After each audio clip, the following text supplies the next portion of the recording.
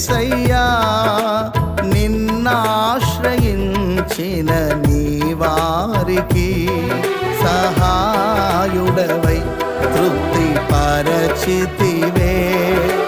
సముద్రమంతా సమృద్ధితో ఆనందించెద నీలో, అనుదినము కృప పొంది ఆరాధించెద నిన్నే ఆనంద ధ్వనులతో.